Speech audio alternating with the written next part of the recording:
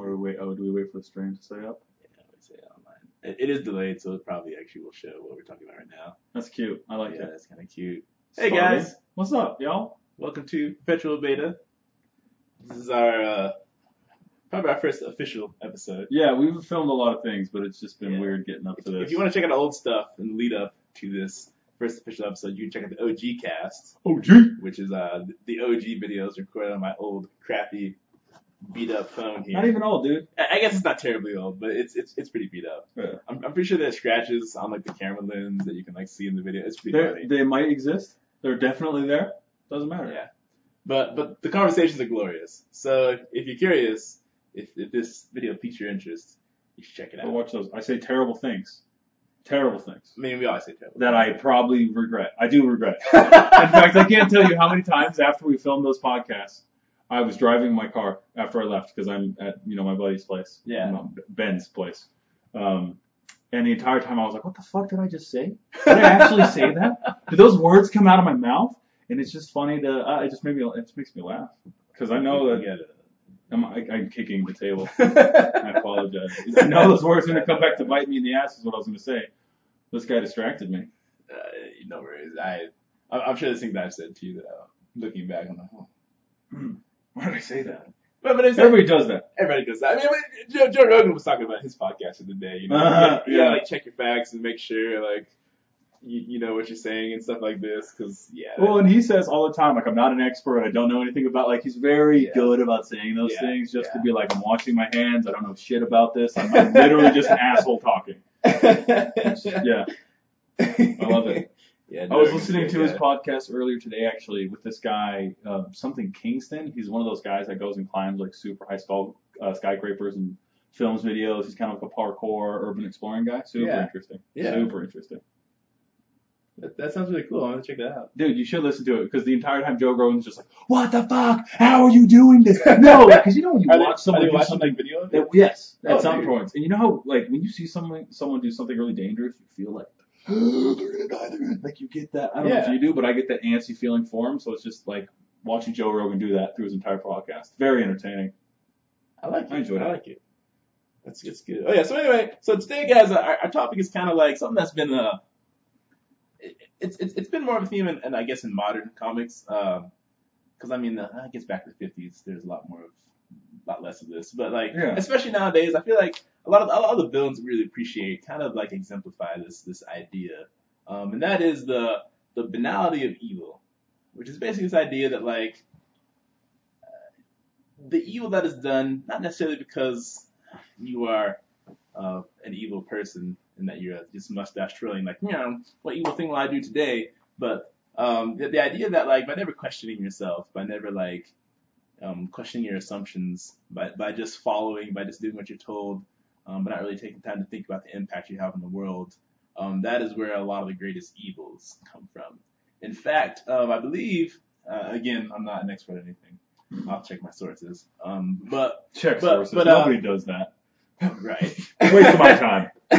but originally, one of the I want to say this was the person who like coined this term, but it was a woman who's like a philosopher who went to basically see like the trials of like the Nazis, who were going to be executed for crimes against humanity, and when she met one of them, I believe his name was like Adolf Eichmann, I think so you pronounce it. Oh man, that sounds very just raped in the name picking. Adolf Hitler, and then his like, this is the other Adolf. Is that what they called him in the concentration camp? I mean, just from his name, he sounds. Yeah. But apparently, like when she met the dude, she expected like him to be like definitely, especially with that name, you would just right. assume it. Yeah, I just did. But he turned out to just be like kind of a bureaucrat who just was trying to impress his superiors and do his job and live up to his obligations, even though he oversaw the trains that like carried people to Nazi death camps, and that was kind of like an aha moment for her, I guess, realizing that like like all it takes to be like terribly evil is to like never stop and question like, oh, like I'm shipping these people off to death camps, like Yeah, like you said, I think earlier, just not questioning yourself and what you're doing can create huge issues. And now, I mean, we can explode it to like this bigger worldview where you're really evil and affecting the whole world, but it can even happen in like small ways. Like if a girl breaks up with you, you feel like she's done something evil and wrong to you, and you wanna, I don't know, I'm sure I probably talk about breaking up with girls and being broken up with way too often, but I care about it because I'm not married. But you know, how many times have you felt like someone in a relationship or someone in a friend or some kind of close relationship was doing something just to hurt you, where in reality they're actually doing it for their own benefit, or they're not, there's no malintent. You know, there's no I'm trying to hurt you. It's just really I need to live for myself, or I need to do this for me. And we take that so often as, oh, you're hurting me because we're in pain because of what you're doing. And that's kind of, I don't know. I mean, I'm sure we'll continue talking about this, but having that idea of everyone's evil and every time they hurt me, it's because they're evil and wrong and bad. That's just not the reality of the world. Yeah, I think it's a big issue where, especially nowadays, there is like kind of like this victim culture. Oh, not kind of. There is 100% a victim culture. Yeah. It's like, oh yeah, I got raped 14 times. Look how big my rape dick is. Like, it's who can be the worst. Like, who was treated the worst. It's like this dumb competition. I've literally had girls, like, not had girls because I don't have children out of my womb or have a womb, but I've talked to girls and had girls and guys, I should say, but more girls talk very openly about their rape and kind of minimalize it in their life and say how like they don't. I felt like they didn't treat it with like the seriousness that it needed and that it was important. And I think I don't actually remember where I was trying to go with this. I mean, it's a complicated issue. It is a complicated issue, but I had a train of thought that I've lost. And how many times have I said that on this podcast? It happens a lot. It does. It happens to me a lot. You take some of that, some Adderall, Super Brain, some Adderall, some brain doping. That's the topic for another brain doping podcast. is interesting, dude. There's this stuff called Alpha Brain that on it works, which they're sponsored tons of podcasts that I watch on really? it. And I hear only good things about it, but I hear it from people on podcasts who I've never met, so I don't know if I trust them or not. I kind of want to investigate. I do too. We should order a bottle of Alpha Brain. That's on my list of all things about to do. those dude. legal drugs, dude. Well, I mean, we did this whole gung ho thing for a little while, and that stuff was just that stuff's great, just incredible. How I was just talking about rape, and we're now talking about energized supplements. I love this. I love it. Message from our sponsors. Message from our invisible sponsors. No, but I don't know. I guess we're talking about like victim culture. Yes, that's right. So what I was saying was I've literally met girls who brag about, not necessarily brag, but in a conversation they find ways to bring up the fact that they've been mistreated, they've been raped, and I think those are important things to talk about. But it's been in a social atmosphere, and it was the victim equivalent of a dick measuring contest. Of this many bad things have happened to me. Oh well, this many bad things have happened to me.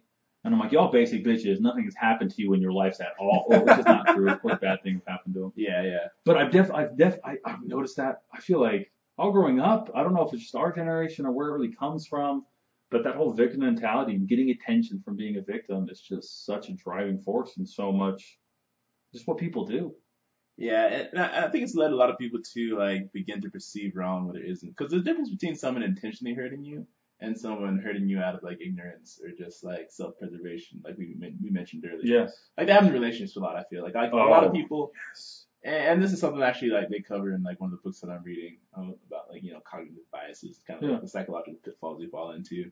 But like sometimes we weigh evidence by how strongly it makes us feel.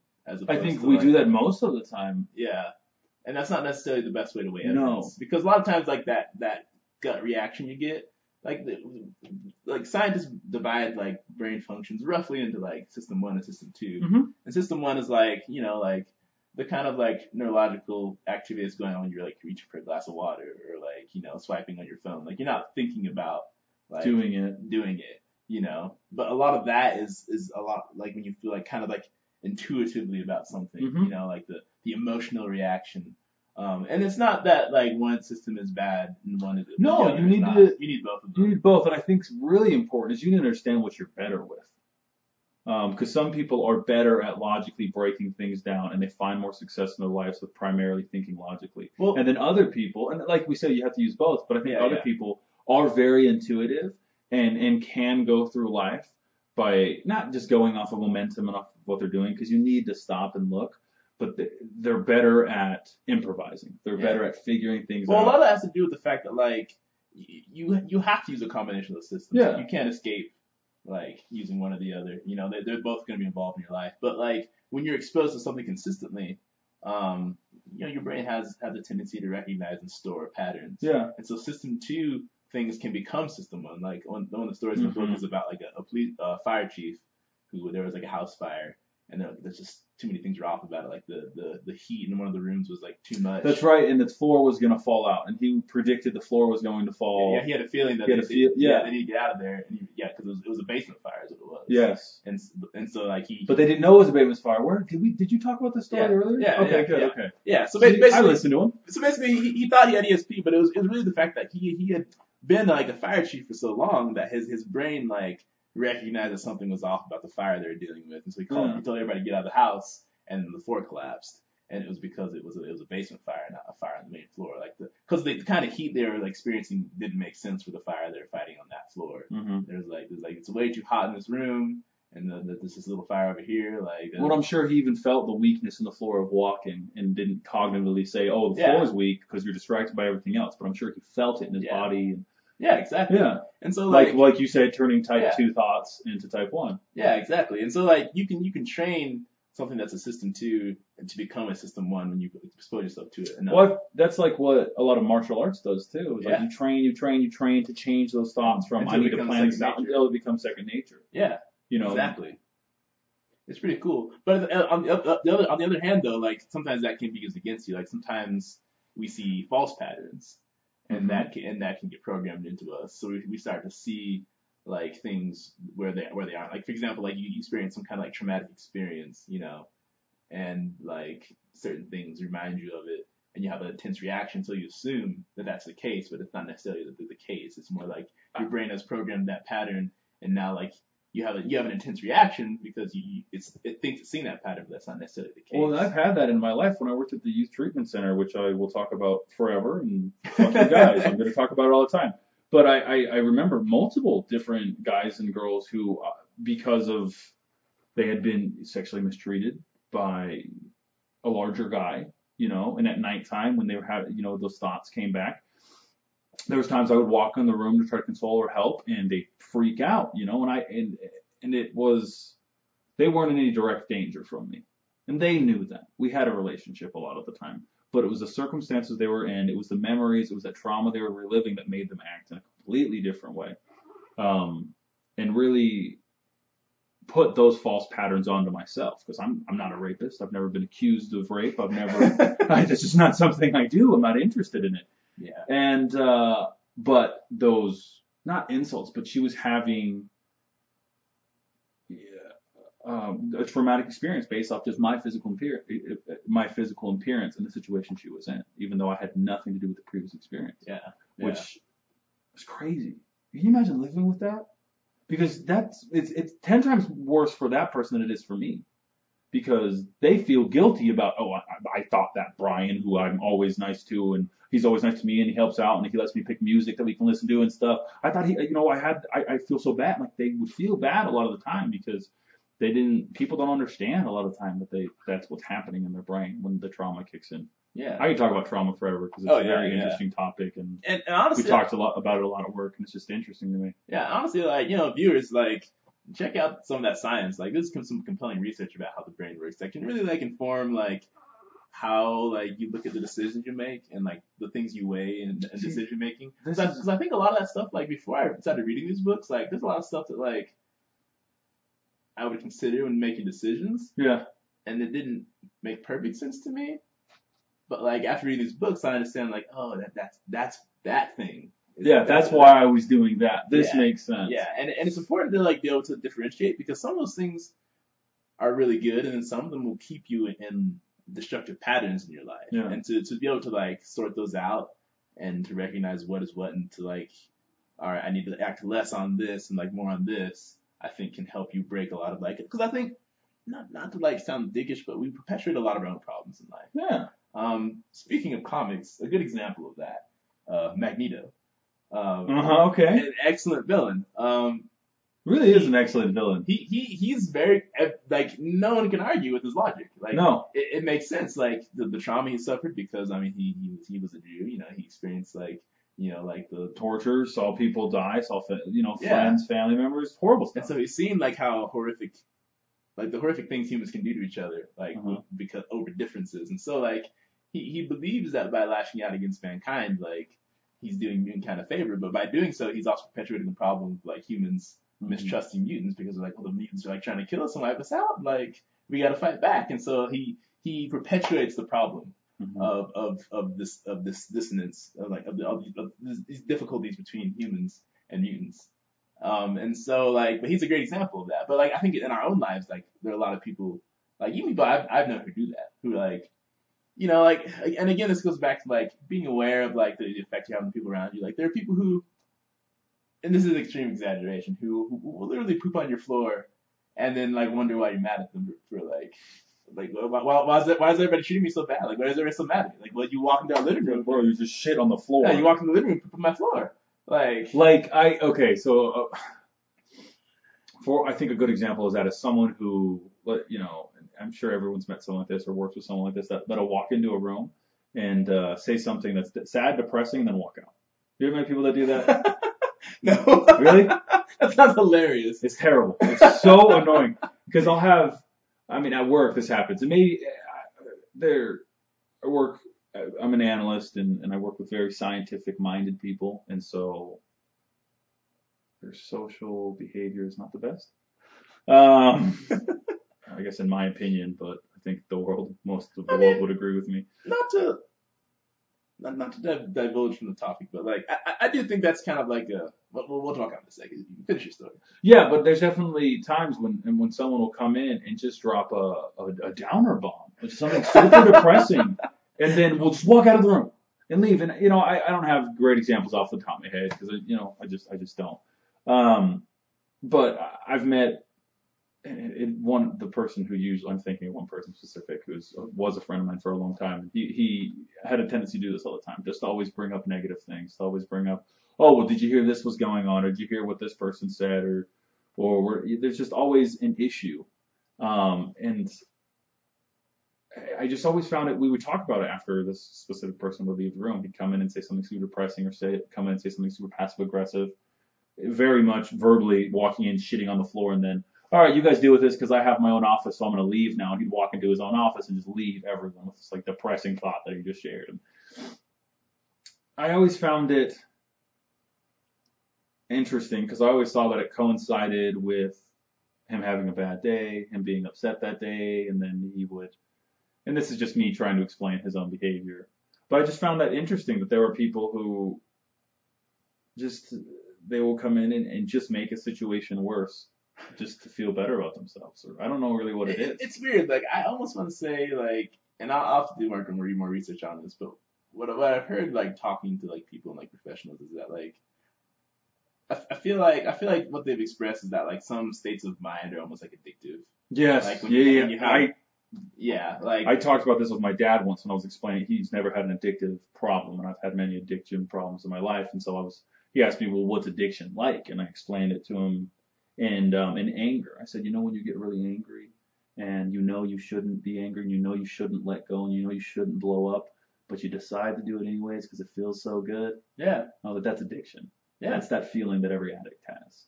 That point where you're at where, man, it's not good, but I want to do it so bad. It was actually a cool conversation I could have with my dad, and I've had it with other people just because it helped them understand a little bit better what addiction is like. Yeah. So it was cool. Yeah, yeah. And there's other emotions that are addictive like that. Some people can be addicted to fun. Some people that feeling of joy or adrenaline all the time. When I was younger, that was all me. I just always wanted to go and do crazy shit to get that adrenaline going because that felt so much fun, and having that physical capability of the adrenaline going through your blood and just making you stronger and faster and smarter. It's addicting. It's fun. Yeah. So there's lots of. Or how many people are addicted to the euphoria of like masturbating? Like how many people can't stop jerking off? I can't tell you how many conversations I've had with guys of, oh, how many times you jerk off? When's the last time you jerked off? Oh, 4 times today? 3 times a day? You do it every single day. You have to jerk off every single day when you wake up. It's part of your like, and that's that addiction, not just to like the physical act, but to that emotion. I feel like to that euphoria of like it's definitely a chemical reaction in your brain when you know. Yeah, there's a chemical reaction in your brain when you do almost anything. Yeah, but especially with that. Oh yes. Yeah, so, definitely. I guess that call makes that sense. shit dopamine. Dopamine. Mm-hmm. I guess that makes sense. I had a conversation with someone the other day about like kind of like that being an issue, like you know, particularly in like Utah culture, like. Oh yeah. Well, that's where you're gonna have those kind of conversations. Yeah, because in Mormon culture, you know, like for those of you who don't know, like not supposed to watch porn. Not supposed to watch porn or like touch yourself. You know? Yeah, just hope that your balls make yourself come one time after they've been hurting for 4 days. Yeah, that's what my dreams before, I guess. But or just hair school girls. Anyway, hair school girls. Taylor Andrews Academy, is that one of the places? What else is there? How many hair schools are there around? I cannot tell you how many girls. Paul Mitchell. How many girls have I dated from fucking Paul Mitchell's? Yeah. Oh, dry hump you to death. Anyway, this is weird. Yeah. Anyway, the topic took a strange turn. Oh yeah, but fuck you, Paul Mitchell. Oh yeah, but earlier you mentioned like you know like they're science people, so they're kind of like socially awkward, and I think it's interesting how in our society like it's hard to like be normal and be into some of those things. Not necessarily because like the kind of person that they are, but almost because society like says if you're like a science person, you're this way. Yeah. Or if you're into this is the kind of person that does this. You know, like you see those memes like this such and such kind of person started fact. Like we have very strong associations with like what kind of person does this or that. And it's interesting how like people. Well, and those all come from generalizations and like what we've seen before. Yeah. So they're not right, but they come from somewhere. Yeah, they come from somewhere. But it's I feel like it's hard to like be the exception to those things and to break out. Yes. Like for example, like I was at the climbing gym a while back, like probably maybe like a year or so ago, before I switched to a better climbing gym. Cause that one was never mind. Anyway, so I was like, so I just like crushed like this hard climbing problem there. Or at least it was hard as far as like the people I was with. It was like formidable. Yeah. And so like you know I get down and like my muscles are like all you know vascular and I'm like sweating and this girl's like oh she starts talking to me and like somehow like we got the topic of like other things we do and I was like and when she found out I played video games she was like huh and like it was like and all of a sudden she was like super like weird about like it was like you could almost see the process of like all those stereotypes about people who play video games like come and like take over. Yeah. And it was like, and I'm like, you just watched me, this like muscular man. You didn't just see me do that. Do this athletic feat. When I said video games, you all that goes out the window. It's very interesting. And so like it's interesting. It's interesting how like I feel like in some cultures it's stronger than others. Like particularly like I don't know, maybe it's just me, but I feel like in Utah in particular, like people are very much into like labels. Utah is just such a definite culture, and it's. I mean, I try to like we see a lot in the Mormon culture of Utah because we are part of it, and it makes us sick, but we love it as well. Because I am LDS, he is LDS, which means Mormon in non-Mormon speak. Yeah. But I hate living in Utah and so many of the culture aspects that pertain from being around this many Mormons. Well, I think it comes from that. Fucking crazy. Yeah, I think it comes from that strong need for things to be like defined as this or that. Because you know when you're part of a religion that says yes. like there is a right and wrong to everything. Yes, but that can become excessive where like all of a sudden like because there's already the brain is made to make sense of the world around us and when we subscribe to ideologies that like that suggest that like everything is defined, it can be easy to impose coherence upon the world that isn't actually there. Yeah. It can be easy to... Well, out of that desire to understand, out of that desire to, well, this is what truth is, this is what my religion, or whatever I insert random ideology here, it can put you into that mindset of this has to be true or false, this has to be good or evil. And it's such a... I mean, we've talked about thought processes before and how thought process, you'll change how you think over time. I don't think I've ever been too black and white, but I definitely went through a time where I was trying to see things as black and white as possible because it's very simple to understand and it's easier. And I think that's a big reason why people end up doing it too and why we generalize so much. It makes things easier. It makes the world more easier to understand. And when you go out and you say there's exceptions to everything, and when you use that as well, that's not. I mean, that's true in this circumstance, but in this circumstance, it gets a lot more confusing, and there's a lot more you have to think about. And I think that's maybe it's not intimidating for people, but it's. I don't think everyone wants to live that way. People don't seem to do well with uncertainty. I've noticed, especially in our culture. Yeah. I've learned to accept it as you can't take the uncertainty out of life. You can't. No. There is a degree of randomness in the world, and I think. Well, because I can control what you're going to say. Yeah. And I can try. If it's a bad thing, I can try to take it in a good way. But depending on what happened to me earlier in the day, I'm going to have a less ability to take it in a good way. And so there's so many variables in life. Well, yeah, and the problem is that we love to construct these concise little narratives of people, of the world around us to make sense of things. But a lot of times we impose coherence where there are a lot of things we don't understand. And I think the problem is that it's a misunderstanding of the nature of good and evil if you believe in good and evil. And at least, and something that Christians and scientists can agree upon, at least I think, at least from what I read in the scriptures, is that we can both agree upon the fact that man is limited in his ability to measure and understand reality in the world around him. Yeah. His perception stands up. It's rather feeble, in the face of everything that's actually going on. Our ability to perceive that, to measure it, is limited. And so, I feel as in science and from what I read in the scriptures, an important thing is to accept the fact that you don't know everything, and life is more about in accepting that you don't know everything, being willing to strive to gain a better understanding of what the truth is, of what the facts are, so that you can improve. What we perceive the world is a model. It is to reality as a cartoon picture of me is to the real me, but to learn to improve that so it's more useful can help you accomplish accomplish more of whatever you're striving to do. If you're looking at a secular perspective, if you're looking at a Christian perspective, if it's more useful in helping you be a better person, and being more I guess what we say God is. We say he's the perfect man. Yeah. You want to embody the attributes of this loving God, and so you're striving to be like him. Either way, either side, coming up with a better model, you can't go wrong in doing that. And I think that that if you have to subscribe to I guess the views put forth in the scriptures in good and evil, that is I think the conclusion that they kind of point to. At least that's what I feel. And because to impose my perspective on everything that's hubris, and I'm trying to justify myself.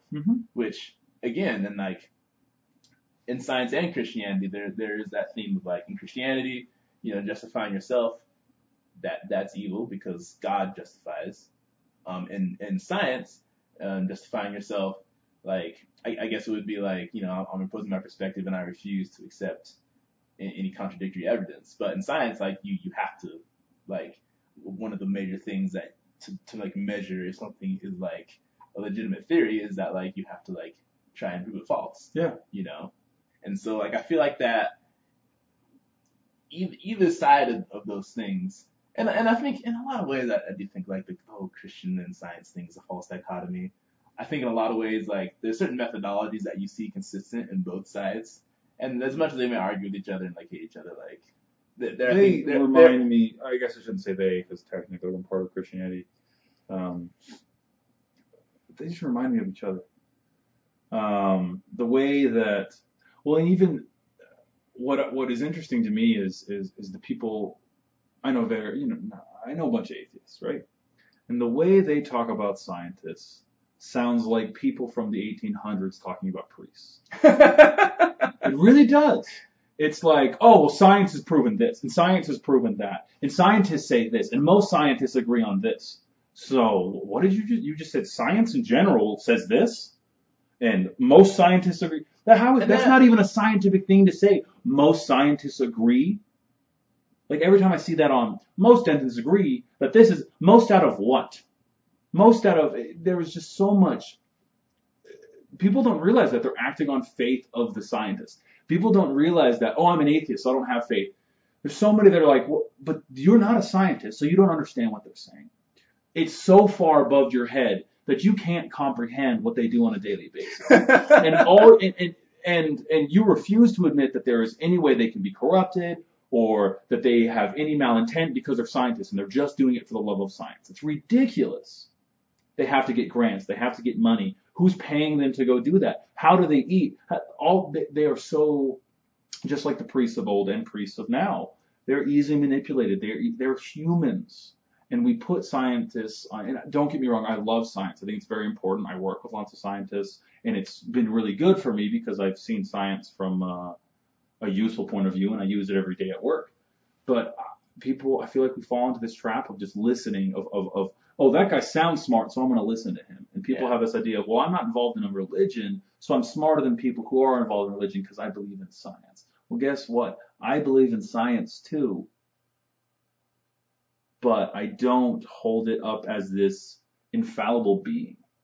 And no actual scientist believes it to be that way is the ironic thing. No. And again, that's a problem on both sides where people assume like, well, I'm right because I believe in God and God said I'm on the right religion, so I don't have to listen to anyone. You know? It's ridiculous. That's ridiculous. And it's just as ridiculous as someone saying for science, like, well, science has proven this, so I don't have to, like, I don't have to think about it. I don't have to think about it. It's done.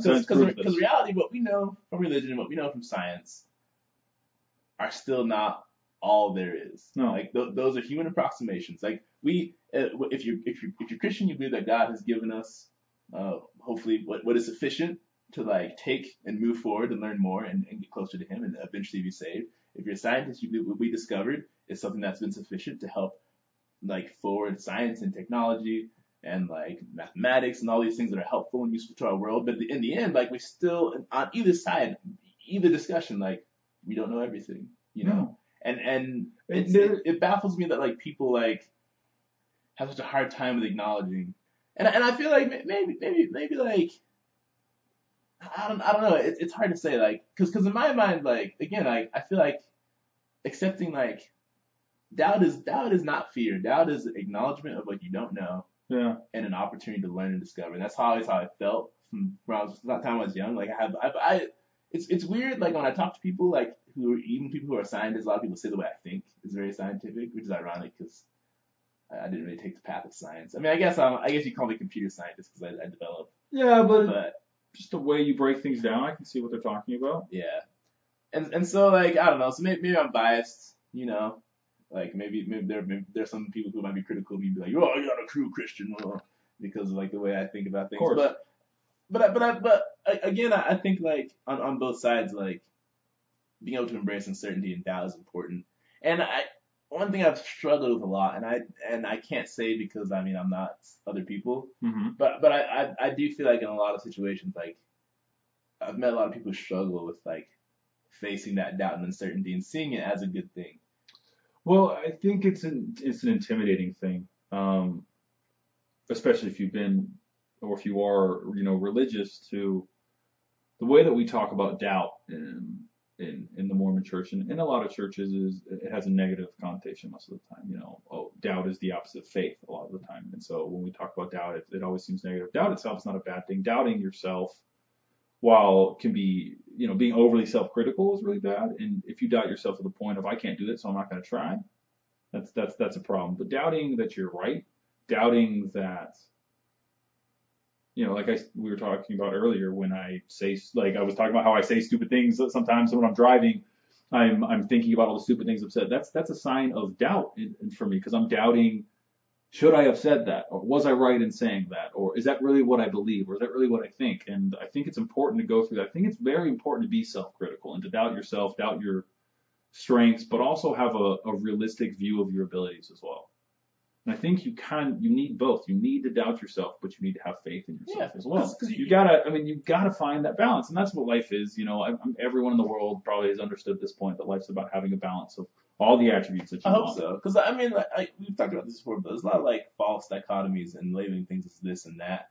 But so many things that like seem to like disagree, we really fall somewhere in a spectrum between the two. And like we mentioned this before, it's really about finding the balance of what is relevant to that situation, what you need to be applying at that time to like move forward. You know, like we talked about, you know, last time we talked about people wanting to split people into doers and thinkers, but you need to have both. Yeah. Like you like if you were just a doer, like you would live your life like an animal. But if you were just a thinker, you'd never get anything done. Like everyone does both, and like we love to like cast people as one or the other because like maybe a tendency towards one or the other.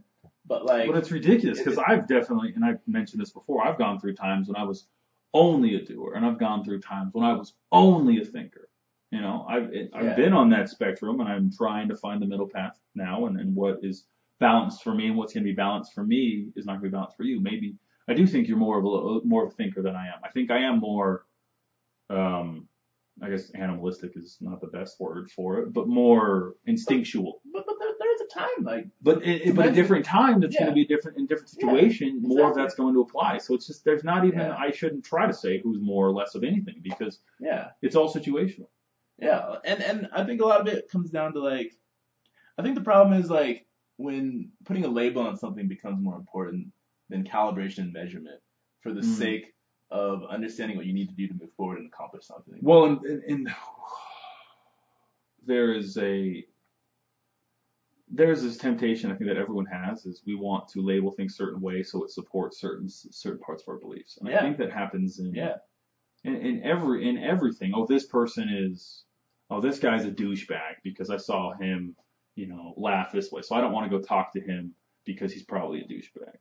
Where the real reason you're probably not talking to him is because you're scared because he's a good-looking guy. And you don't, you know, people will make excuses for themselves to not do things and to not move forward. Yeah, I mean that's one of the huge issues they talk about in the book. Is like when people have like this overarching ideology that they think like governs everything, and so like they never take time to examine the granularity of a situation, because like no like this idea is a thing, like all I need to do is think this way and my life will go great. All I need to do is this. All I need to do, if you ever hear someone say all you need to do is blank and your life's gonna be better, they're dumb. Don't talk to them. Don't listen to them. Don't take advice from them because it's such a simple way of thinking. There's not one answer. No advice that would fit on a bumper sticker is completely true.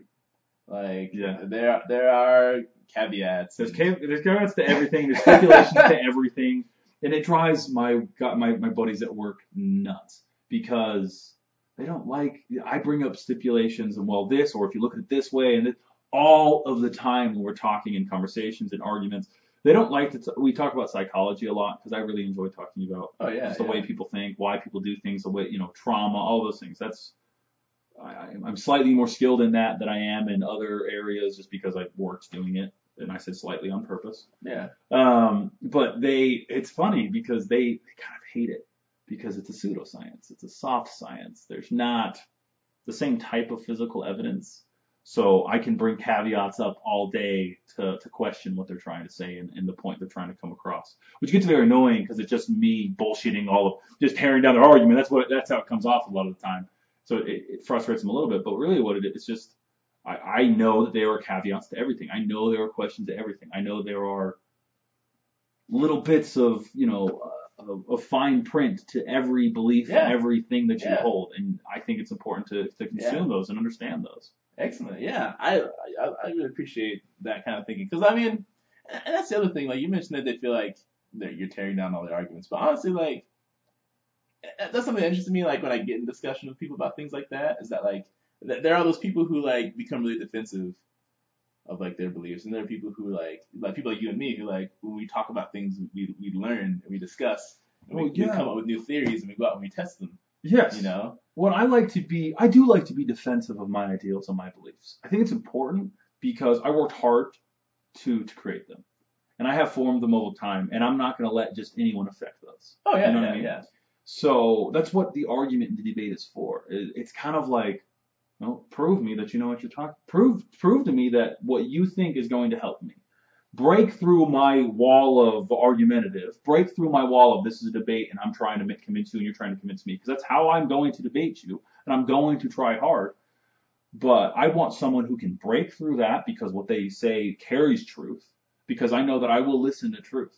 And if it can't break through this wall, that, it can't break through my beliefs, then I'm really not going to pay attention to it. Because if you can't bring something to me and you can't present it in a way that you're passionate and it means something to you, I'm not that interested in it.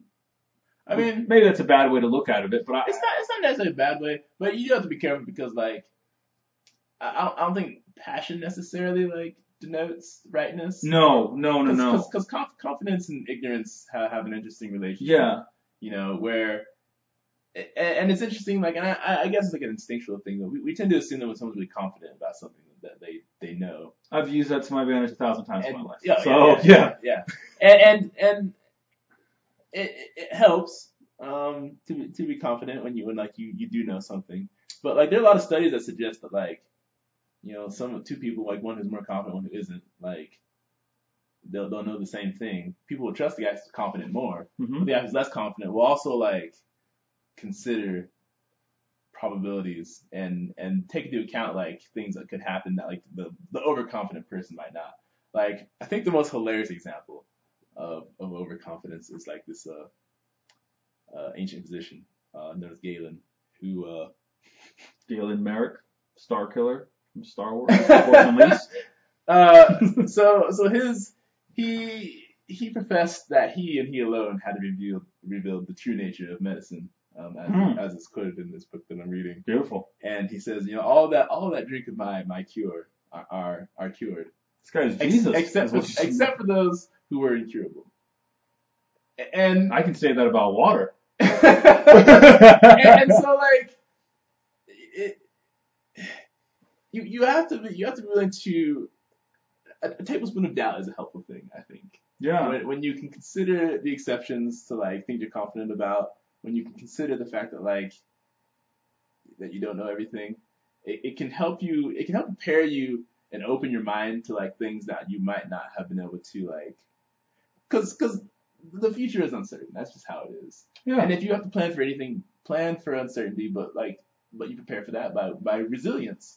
By setting yourself up to be able to be flexible and resilient. Giving yourself more choices. I used to teach kind of what I would teach the kids when they were like upset and getting into like a bad train of thought where they're just trying to make issues or they're just trying to, act out or whatever they're doing. I would say, hey, like what out of all these choices you can make, what's going to give you more options? And that's a choice you want to make a lot of the time. What's going to give you more opportunity? What's going to give you more of this? And I would tell them, because if you try to hit me right now, that limits your choices, and that limits my choices. Because if you want to, so at that point, if you hit me, I have to let you hit me, or I have to physically restrain you at that point. Now, once I physically restrain you, how many choices do you have? You can choose to fight back or not fight back. But that's all you can do. You can choose to shit yourself if you want, but then you have to deal with that more than I do. You can choose to shit and piss but it really limits your choices when you do extreme things a lot of times. So that was the kind of the principle I try to teach them is make choices that give you more options after that choice. Yeah. Well, I think a good example. And that's not an overall principle or anything, but that was just something that I would use often. I think one idea is when I was living in Orem, place in Utah, if you don't live here, there was a case of arson down the street from me. Was that the meth house that burnt down? No, it was just a complex they were building that someone burned down, and they burned down a cop car on my street. This was in Orem. Yeah. No, I remember seeing it was in construction too, wasn't it? It wasn't even done. I was blown away because like there's a cop that lives in my street. Like his car is there so often. Like someone had the audacity to burn his car and this complex. Like I was like, whew. And so it's like this idea that and we live very close to the police station there. Yeah. So it's this idea like, well, there's close to the police station, so I don't need to lock my doors or anything. That's ridiculous, But so it's the difference between like I'm never gonna lock my doors because I know this will never happen, and I'm gonna lock my doors just in case because this is not a guarantee. And be able to look at life and like see like those subtle differences, and how they can affect you. Because like, hey, if say I'm the guy who like never locks his doors because that can't happen. Then some guy breaks in my house and shoots me. I'm like, but it couldn't have. Well, I'm dead now. It did. It couldn't. It did. Whereas the guy who locks his door is like, okay, like maybe there's a lot less chance of like something like that happening. But when that guy does try to like get into your house, like, oh, hard. And if you lock your door, how many more options do you have? You know, you're in a safer situation. Yeah, and the time it takes for him to break in, you can like grab your gun or something. Yeah, and if you have a gun, how many more options do you have at that point? You know, right? And if you have any sort of self-defense thing, or as opposed to some guy who just walks in your house and you're like playing games on the couch and you look up and there's a dude there with a gun. You're done. You lost. You're dead. Game over. Yeah, and you can't dodge bullets. I'm sorry. That's your superhero, but I have many yet. Working on it. In process. Yeah, we're superheroes in process. Yeah, we're working on that. That's the perpetual beta. We're actually in beta for becoming superheroes. Yeah, we're actually trying to become superheroes. That's the real goal. We're going to of this podcast. Mm-hmm. But like considering probabilities, like as opposed to like guarantees or all or nothing. And I heard it broke down in a very like easy way to understand because it kind of went back to old caveman times. It's the difference between someone who hears a rustle in the bushes and goes and checks it for a saber-toothed tiger or whatever it is. And my little brother is right there. So you hear a rustle in the bushes. One type of personality will. You are distracting me so much. Yes. Come here. Mm-hmm. Thanks. Yeah. Come down. Come in the middle. Yeah. Yeah. This is our beloved Jonathan. This is Jonathan. He is my little brother. He's beautiful. This is my other brother. Get out. Get out, you ass. I mean, if we're going to make that kind of show. Take your pants off. He walks away. Right. So basically the thing I was talking about. One type of person will they hear a rustle in the bushes and they'll go check to see if it's a monster or whatever. The other person will assume it's the wind. Now, is it probably the wind? Yes, but if you're wrong about it being the wind, and it is a monster, you're dead. And so you can. The problem is you can obsess your life about being prepared and always going the extra mile to make sure you're safe, make sure whatever. So even in those there's a good balance of. Yeah. Sometimes you need to use your intuition to evaluate whatever is going on, and no, that's not a threat. And then sometimes you need to. It's not as important as it used to be because we're not running around with knives and swords, and it's not the Wild West and whatever. But bombs did just go off in New York. Yeah. San Bernardino got shut up not too recently. Yeah. Like crazy stuff happens, and those are some of the big things we've heard about. But there's lots of little things that happen to people. Okay, people get robbed, people get shot, people died today in a robbery. Shit happens. And I'm not necessarily saying, and I just for the viewers' sake, you understand this. Yeah. But like, I'm not saying you need to walk around with a bulletproof vest on. No. In case like somebody caps you, but like, there is a mental shock when something happens to you that you just didn't consider. And it's not that those things won't happen to you in life, but like when you can look at life as uncertain and consider life and like from the perspective of probabilities, like I've noticed like since like as the more I've thought that way, like when things like ridiculous happen, like it's not as like shocking to me. It's not as traumatic to me. Well, and when you're prepared it anyway, when you've just thought about like this possibly happening, you're more prepared for that to happen. And the more prepared you are, the more confident you are in that situation. Yeah. And being able to like, like for example, like, like you mentioned earlier, like relationships, people like perceive like some ills been done against them.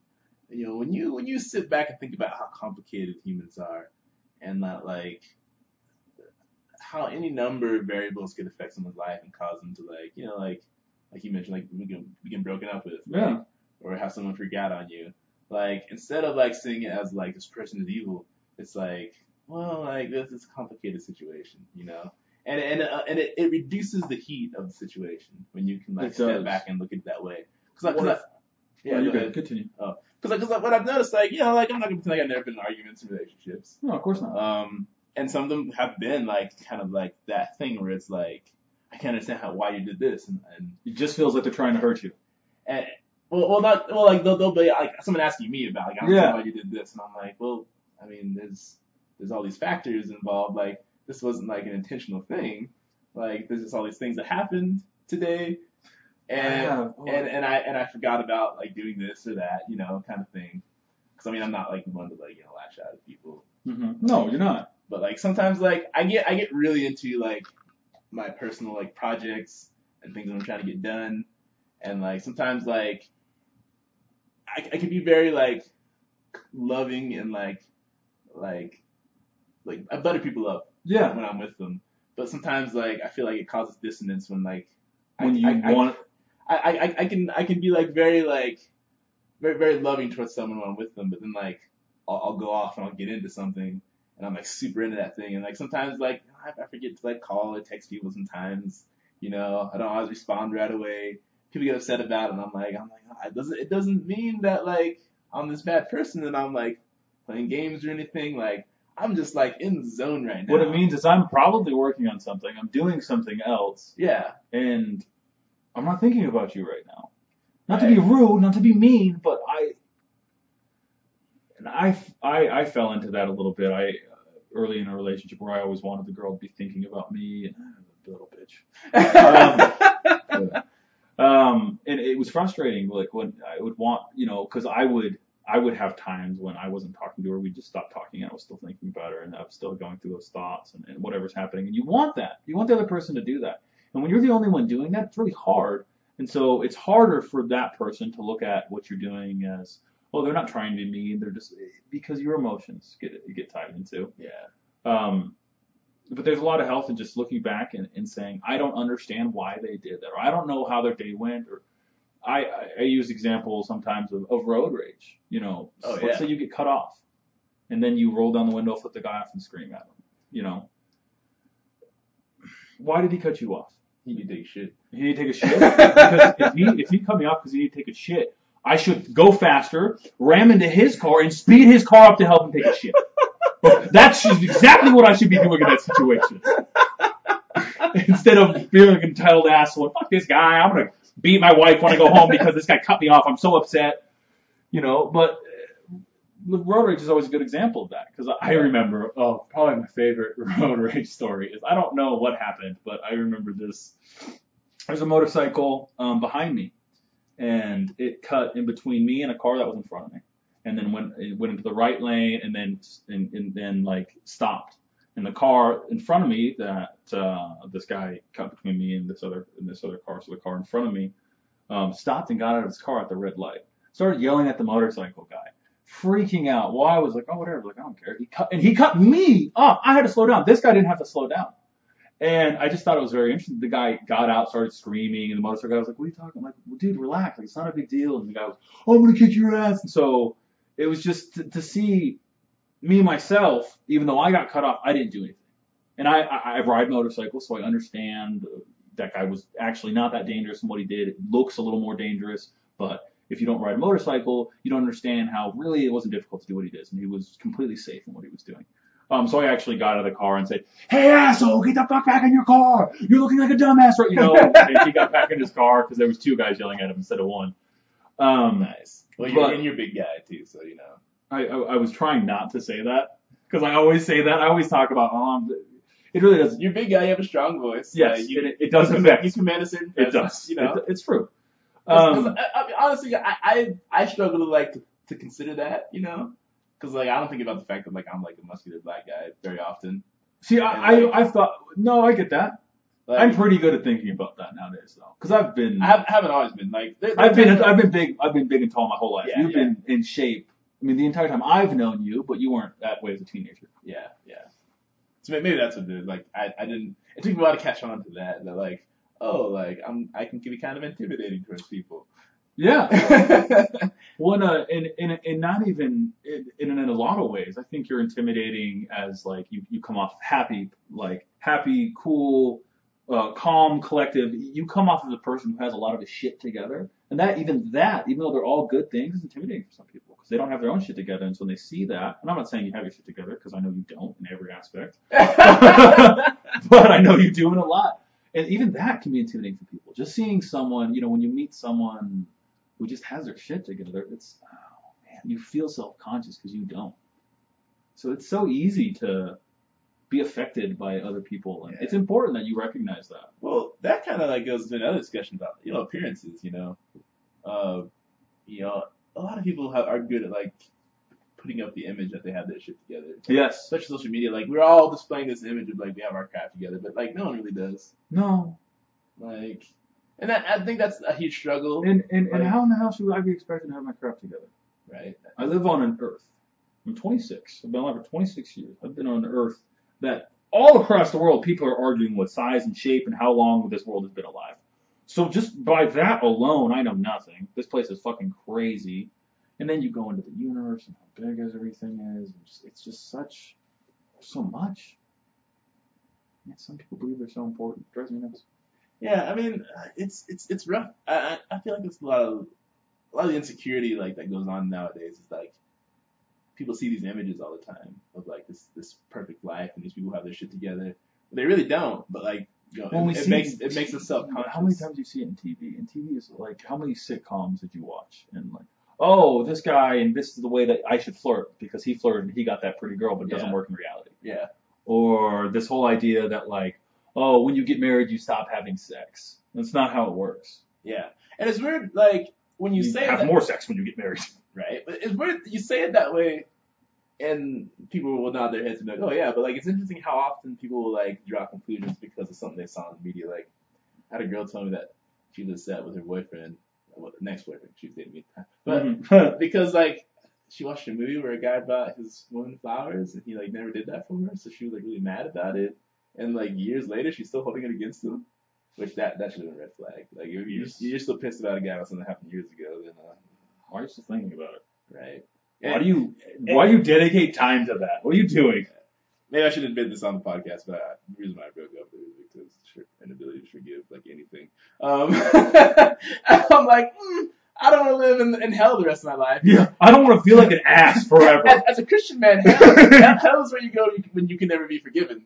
So living with someone who can never forgive you for anything, that's hell. That's hell. Don't want to go. I don't want to live there. So bye. Thanks. Peace, bitch. Yeah, so now you know.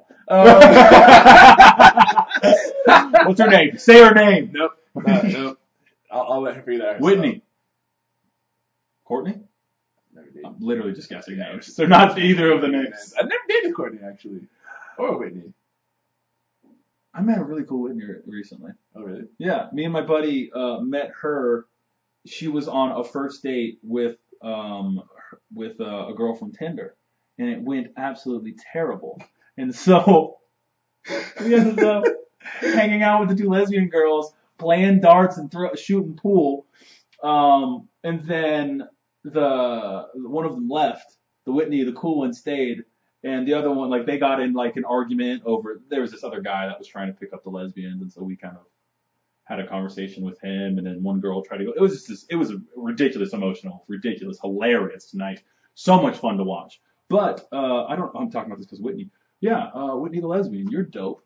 She's awesome. She was on a terrible first date with a girl that I'm not even sure was lesbian. I was almost certain she was gay first day, just playing around for a little. I told that to Whitney too. I was like, I don't think she's really lesbian. Yeah, gay first day. Gay first day. Like she's like, no, that's a real problem. Like that happens a lot. But it was I don't know why I'm talking about this, but yeah, Whitney was dope. She was so cool. We played darts, and we hung out in her house. We like watched movies, watched Diane Wood. I don't know if you ever watched Diane Wood. It's the South American band that just has the creepiest videos in the world.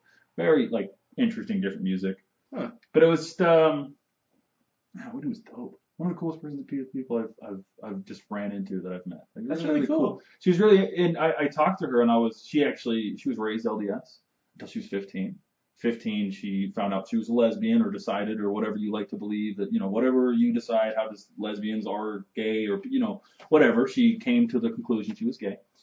And that was me trying to be politically correct and saying, I don't know how you guys refer to your shit, but I had a conversation with her for a while, because I was like, so how is it here in Utah for dating? Like, how is it I was like, how often do you run into I'm just interested in girls for a little while? Because I was like, I feel like that's a huge part of, like, so many girls I know have done that. So many girls are into that. Even LDS girls, you know. A lot of our world has, or most of the religious world and non-religious world has a perception that Mormons think they're perfect.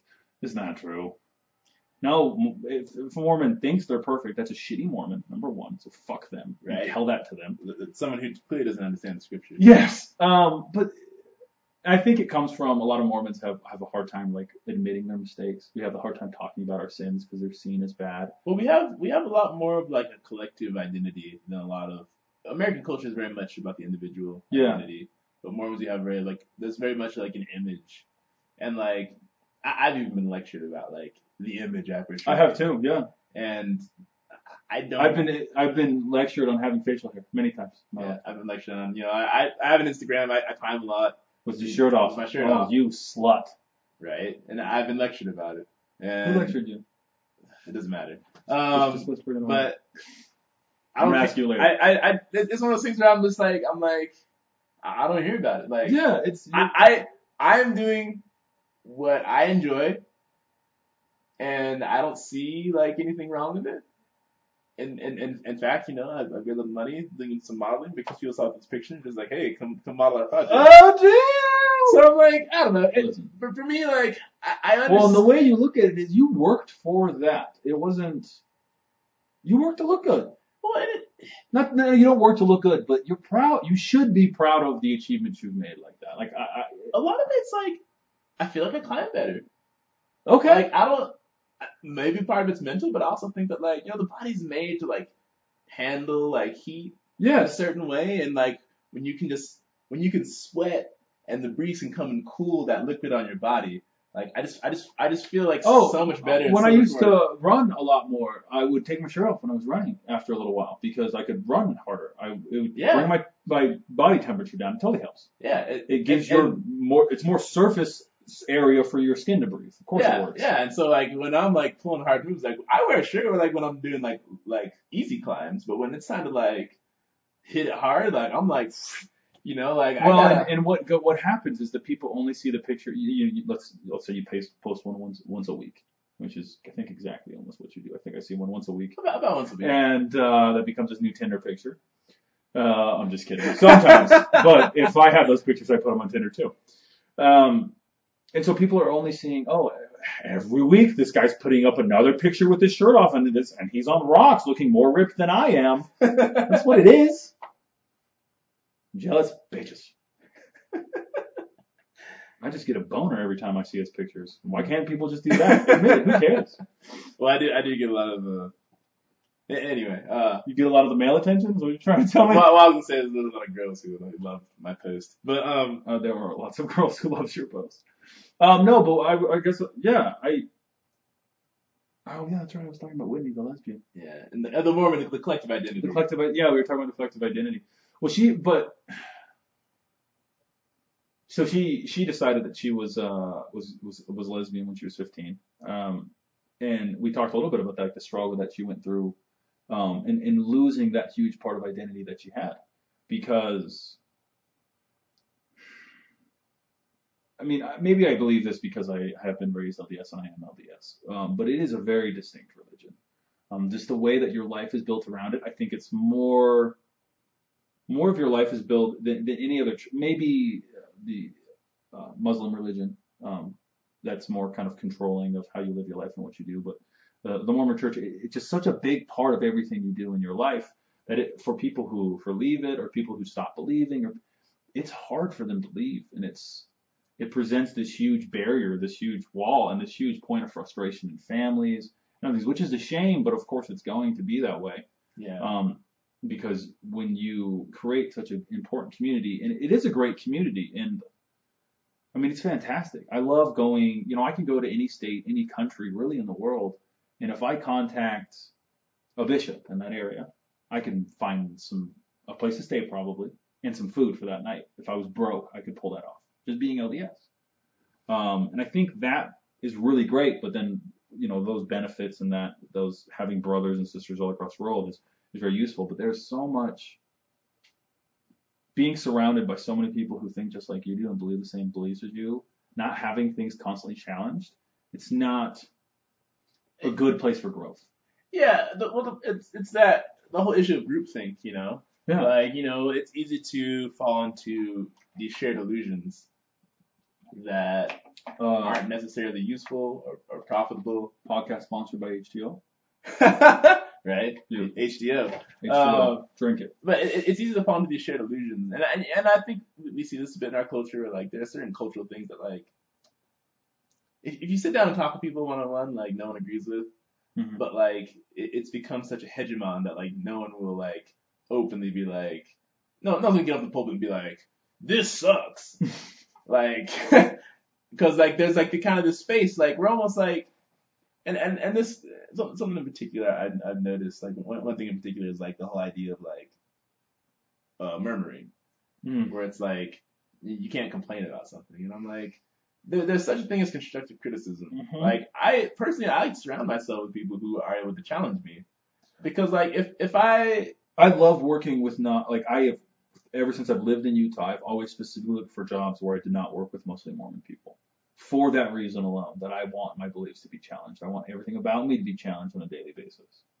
Because you need to ask yourself those questions. Because a lot of times, like I mentioned one of my best friends is an atheist, and we go on these climbing trips together, have these excellent conversations. But, you know, he brings up a lot of really, really good points in our discussions that kind of help me separate, like, what I actually believe from, like, values that are just kind of part of the cultures I've been in. Yeah. Because, like, when you can, like, kind of take that constructive, like, feedback and criticism, it allows you to, like, kind of, like, take these big ideas and, like, break them up into, like, more something that can be measured more granularly and and like begin to, like, throw out parts that are, like, unnecessary and that you might even be holding you back. Yeah. You know, when you have the other perspective, and without people who challenge you, like, you don't find that. You know, and so it can be easy to assume that, like, because everyone agrees in, like, kind of a groupthink situation, that we must be right because everyone agrees with us. Yeah. And that's a dangerous way to think. It's very dangerous, and you see that issue a lot. I find, and I think that's a lot of where, like, people, when you get to the one-on-one, a lot of people feel very oppressed as individuals. Yeah. And for the sake of a group identity. And honestly, I think a lot of people I talk to, like, maybe I'm biased because I just tend to come across as kind of people. A lot of people kind of, like, are in some degree of pain because of, like, that suppression of, like, these certain things about them for fear of like how it holds up to that group identity. Yeah.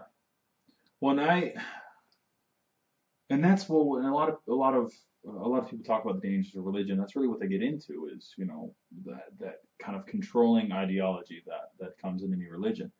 But I think that a distinct thing is I'd say that maybe not most people in our religion, but I'd say the real forward thinkers, a lot of the leadership, they want people to live their lives. They want people to do what they want. They don't want people to be judged for making mistakes. You know, just because someone, you know, had a beer the last night, you know, we don't want to send them to hell. Right.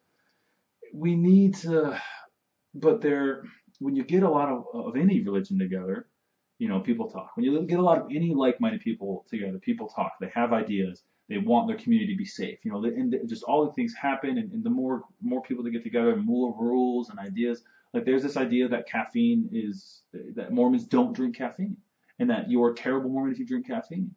But there is no actual doctrine anywhere that says you shouldn't drink caffeine. Right. But the majority, I would say, even of the world believes that Mormons don't drink caffeine and can't drink caffeine. And there's Mormons that think.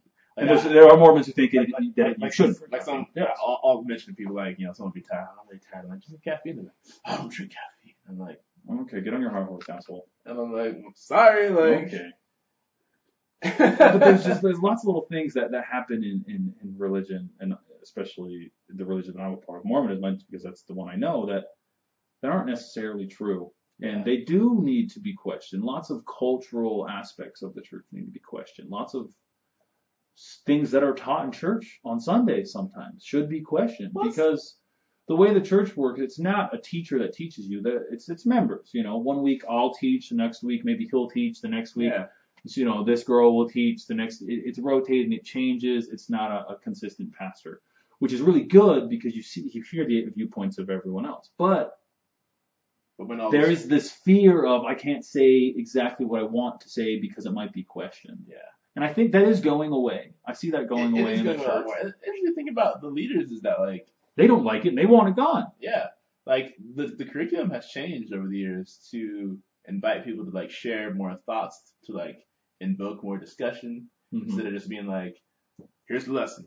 And don't do this, you'll be happy. Yeah, dictate. But, like, to open kind of a discussion, because the idea is to, like, for us to personally be, like, more acquainted with God, and thereby be more informed about, like, the decisions in our lives upon which generally God has not dictated this way or that way. Well, it comes down to, like, what we decide between us and God. Yeah, we had a bishop, which is kind of similar to a pastor of a normal Christian church, or a priest or something like that.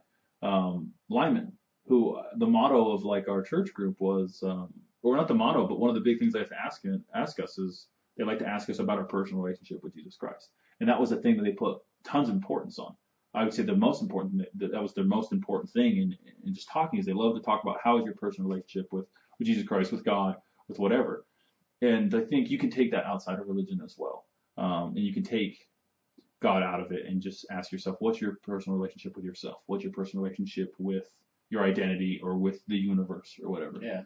Or with just, like, reality. Or just with reality. Like how have you allowed yourself to be enslaved by, the way a certain culture thinks, or the way you've been raised, or ideology you've exposed to that you've given more weight and credence to than you really should be, And I think that, like, a lot of the standards with, like, I think that people teach in, like, at least in our church, and I think all religions have some kind of standard to some extent, but I think they exist for the sake of measurement and calibration. Yeah. To, like, kind of look at this and kind of calibrate yourself. And I think the additional step our leaders encourage us to take is there are things in our lives that, like, God's not chosen to dictate, and we need to, like, the majority of things, a lot of things, like, and you need to consult with Him, and a lot of times just figure out for yourself, like, learn to make decisions for yourself and decide what's right for you. But I think, like, and I think that's where, like, what's actually taught and where the culture, that's kind of where they part ways in a lot of ways. A lot of people, like, there is that fear of, like, well, I've actually had people criticize me and be like, I've never seen anyone else in that church do that. And like, I've heard that a lot myself. Yeah, and I'm like, but does that make it wrong? Huh. And I'm like, that's not the standard. Like, God, if I am, because we believe in our church that God speaks to people individually, that He wants to have an actual relationship. It's a huge principle. It's one of the most important things. With children, and I'm like, if I give God all these opportunities to tell me this, like, if I'm like, as we've studied the scriptures and praying is a great way to, like, open yourself up to what God wants to teach you. Yeah. Like, if I'm doing all those things, and this thing I'm doing is, like, as bad as you say it is, don't you think He would have mentioned that to me by now? I talk to Him every day, and I think He would have said something by now. Right. Or He does every day. I know that's bad. I shouldn't do it. You're right. Right. Or even if, like, it does, like, like we talk about God works with people. Even if it does come to that person, like, you can probably ask God about it and He'll say yeah or nay. More often than not, though, when people are like, "Oh, it's different," I ask God about it. He's like, and I mean, I don't know, it may sound ridiculous to, like, people who aren't religious, but, like, again, like, this is kind of a thing where, like, well, you can take the religion out of religion. You can take the God out of any religion and replace it with other things that are important in your life. I mean, and this happens in other cultures too, where, like, not necessarily religious, where, like, you'll be in a situation where people are like, well, you're not doing that the way, like, we do it in this culture, and it's like, so, like, does that make it wrong? So, like, I work with tons of people who are LDS, and I get, I listen to my language on the podcast. Mormons don't swear. They don't say fuck. They don't say words like that. I do. Does that mean I'm not a Mormon? No. But they like to bring it up. I remember all the time. You say these bad words all the time. You're not a real Mormon. What does that mean? I'm not a real Mormon. Because I say fuck. I'm not a real Mormon. Well, I mean, that's like people telling me I'm not a real black person because I don't talk ghetto. Yeah. And I'm, like, sag my pants. Because you know how to pronounce your words correctly? Right. Fuck Ebonics. Yeah, that's what I said. Well, I mean, like, it's like, there were, like, a lot of black kids where I grew up was mostly, like, white and Hispanic, but, like, it was white trash is what it was. But, like, the black kids I did go to school were, like, They seemed very, very bothered by like the fact that I wasn't like as black as they were. Yeah. Like, when you're black, you gotta be all these things, and I'm like, do I? Like, because first of all, I'm terrible at most of those things. Like, I'm horrible at basketball. It's true. It's true. Like, I got a late start at dating. I didn't start seriously dating until I was like 25. Yeah. Like, you could ask, like, people like He tell does have the dick though. He's got the black dick. and even now, like, a lot of like the girls that I'm dating, like, it starts pretty like casual, like not like a pickup line kind of thing. Like a lot of times, like like in high school, like the black guys, like, Bro, and that's all like, talk and show. You know what? Like, not even most of those guys are not. So much of that is when guys get together. Oh, did you say this? Say that to that bitch. She needs to hear it. And then the guy goes, and well, I'm sorry, but no one's ever the same way. Like the way that you say the way that you talk to your friends, the way that when people hang out. Oh, you need to say this. You need to do this. This never happens in reality. Right. That's all bullshit too. When you're hanging out with your bros, you talking bullshit. We say talking bullshit for a reason. So a lot of the things that we say we don't actually believe them. We're not actually going to do them. Yeah. Well, I mean, like, and especially in the case of like, like they come to me and be like, you gotta talk to that girl, like you gotta pick up chicks if you're a black guy, and I'm like, in high school, like, I didn't know a damn thing about like, I had girls like in my classes that were like implying they wanted to sleep with me, and I was oblivious. I was so ignorant. Like even my first years of college, there were like girls who like like they'd walk over, they'd unzip your pants, and you'd be like, I don't have to pee. What are you doing? Well, I think girls like do things like parties and stuff that people have in my house. So my first place to live in this party house was awkward because I don't like drink or anything. Yeah. So I just kind of hang out and be like, oh, what's up, guys? Y'all look dumb. But like, girls like say things where it's like, not necessarily understand what they're implying. Like, some girls like revel over me and stuff. I'm so drunk. I'm really tired. I want to go lay down. Yeah, like stuff like that. Like, let's go to your room. And I'm like, completely over my head. I'm just like, I have video games in my room. Is that what we're gonna do? Well, for me, I'm like, it's really dirty right now. Like, I don't think you want to see it. Like, completely oblivious of like any implication there. Just wasn't, just not picking up on those things. No. So like I said, I was like 25, 26 maybe till when I actually started to have like, I guess what you'd call game. And even then, it's not like, hey girl, it's because those guys don't get the best girls. They don't. You don't. You get the dumb ones. You get the ones at your level. If you come out like that, you're gonna get girls who want that, and the girls who want that, you don't want any part of that. I don't want that bitch. Yeah, I don't want any part of that. Like and it's weird because like I still feel like, not to like turn the topic to like girls, but like we always talk about girls. Who cares? I feel like we're single dudes. Of course we're gonna talk about girls. Fair enough. But like I feel like the girls who like expect that. Yeah. Like when they approach me, like they expect like that superficial like pickup kind of stuff, and when I actually try to have like intelligent conversation, they're just like, "What is this?" Which I mean, that's fine because it's a good way to weed them out. Yeah, I don't need those basic bitches anyway. Because I really value being able to have intelligent conversation. Because I don't want to hear you talk about your puppy, your dog filter, your pumpkin spice latte, or any of that shit. If I see one more dog gam, I tried to swear and failed. Apparently I didn't want to. The dog filter. If I see the dog filter one more time, I die, dude. It's ridiculous. It's not cute. Or the butterfly filter where it adjusts your face and makes it look prettier. Hey, girls. My favorite. We all know that's not real. My favorite girl, like I jump in dating apps every now and then. Like, especially you got a relationship, like, you're like, rebound, Yeah, exactly. That's what they're for. That's exactly what they're for. But, like, like, some girl matches you, like, check my Instagram, and you look, and, like, she's, like, posing with, like, cardboard cutouts of rappers and stuff. You're like, damn it, like, I'm not that kind of black guy. I need a shirt that says that. I'm not that kind of black guy. Right? And you think you would infer from my pictures, like, I'm not, like, I don't have, like, Hennessy, and I'm not, like, I'm like, I don't even know what my pictures are right now. I haven't looked in a while. Like, I'm pretty sure they're climbing pictures of me just like hanging out with some friends, like making stupid faces. Like, nothing that implies. It's you being silly and you being a badass climbing rocks. That's probably what it is. That's right? you. Like, there's like no implication that like you're a gangbanger wannabe, wear your pants too fucking low. Yeah. Listen to was gonna think of right. Hey, I don't know. You know who you would actually listen to? You might like is Hobson. He's angry, but I almost just said spits truth. Those words almost just came out of my mouth. I don't even like the musical style. No. What he says is the things he says are very interesting. He's very critical of the world and our perception of famous people. And he is very critical about things that we would agree with him on. He's also a lunatic, so whatever. I don't know. I love guitar.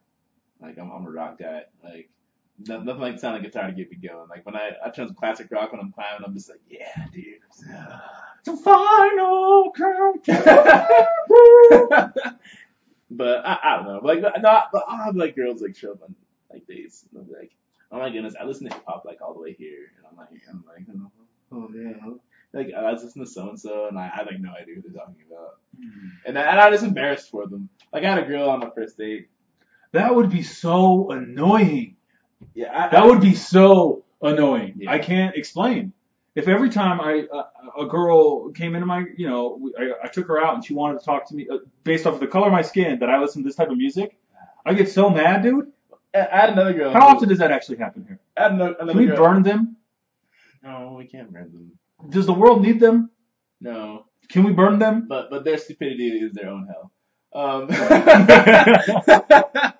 No, but I had a girl who I mistakenly dated because it had been a while. Booty. Because booty. Yeah, because booty. Yeah, I went through a dry spell, and then it turned to be a stupid relationship. But like on the first day, she tried to relate to me by talking about how she watched him. There's some movie that came out like 12 Years a Slave or something, and she was like, "So I saw this movie about like slavery," and I was like, "Why do you?" What? Listen, this is what I want to do. This is what I would love to do this. I would love every girl right before they go out with you, I'm going to sit down with them. I'm like, listen, if you mention the word black once, he's going to walk out. If you talk about rap once, just shut up about it. I remember actually, we were at this Ward activity. Ward is a church group. And twice in a row, we were playing this game where you write this question down and it's, what would happen if this? And two questions were in a row were, what would happen if Ben wasn't black? And you didn't say a thing, but I was frustrated. It made me so mad because I was like, God damn, I'm so much in Utah. They couldn't not do it. They had to. There's one black person here, and they had to make what would we do if he's not? Like, really? Can we just not talk about that? Do you have to bring it up every time? The funny thing to me, it's not even like offensive to me. No, I know it's not offensive to you, but it's just annoying. My main thing is that, like, in the case of, like, dating, like, the question I had to ask myself was, like, am I really considering a relationship with someone who's, like, that ignorant? You know what I mean? Well, someone who jumps to conclusions that quickly? Well, and those girls, a lot of them, and I think a lot of them could be just looking for, I want to date my token black guy. I'm sure you run into that sometimes, too. I had a conversation about that, actually, who, like, I feel like some of the girls that dated are kind of like these, like, they consider themselves to be these social justice warriors, these humanitarian people. No, dude, I can't stand them! Right? Oh! And I'm like, because, like, I don't know, sometimes, like, they're like, Black Lives Matter, I need to fuck a black guy!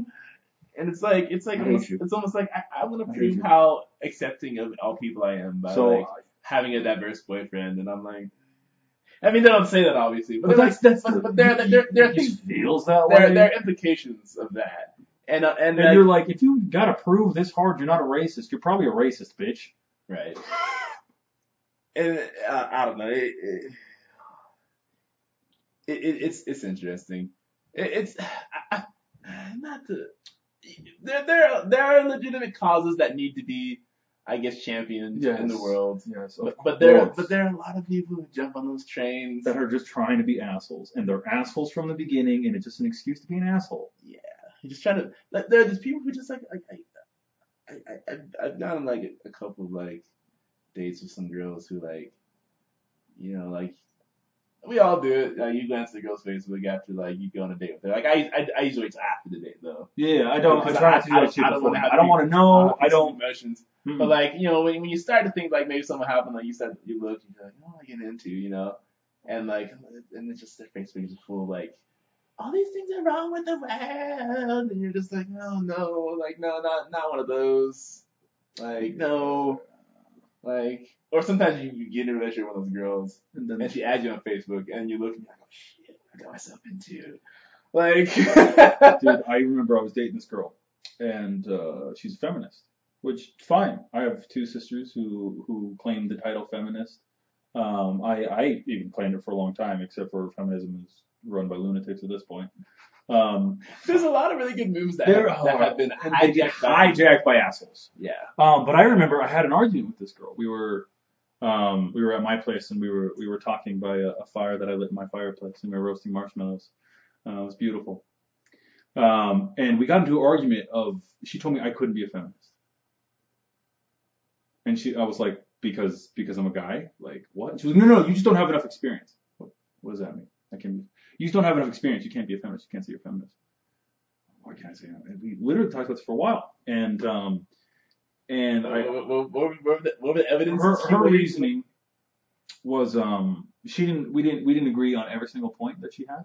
And I, as you've seen before, I like to question. And so she was talking about the wage gap, and there's this wage gap. And I actually had an aunt who worked on the wage gap. I have an aunt who here in Utah has been a huge a huge driver for women's rights, and she goes all across the country and speaks, and she's just very involved in this kind of feminist school movement.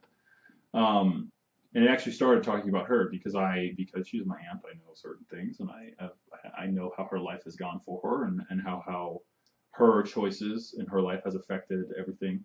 And so this girl was talking about just kind of, well, she actually talked about my aunt specifically, and I was like, that's funny, that's actually my aunt, and there's a lot of things you don't know. And kind of, I don't want to say who my aunt is or what it was, because I don't want to blow her up or anything, not that I would, but we were talking about the wage gap, and I had the audacity to question, because there's this idea that women make 77 cents on the dollar that men do. And I was like, well, that's kind of a simple way to look at it. That's just, because I've not researched and studied, but I've watched lots of videos of people who have researched and looked at that study.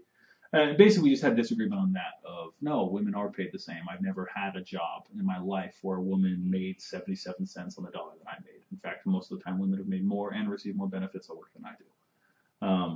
And we were talking about that, and I wasn't trying to argue, we were just trying to have a conversation. And until I was willing to agree with that yes, all women across the board make 77 cents on the dollar to men, she refused to admit that I was that. All women across the board? Yeah, that's what she's saying. Well, not all women, because funny enough, me and this girl worked together, and she actually brought this up. Well, you make more money than I did, and I was like, how long have I been working there?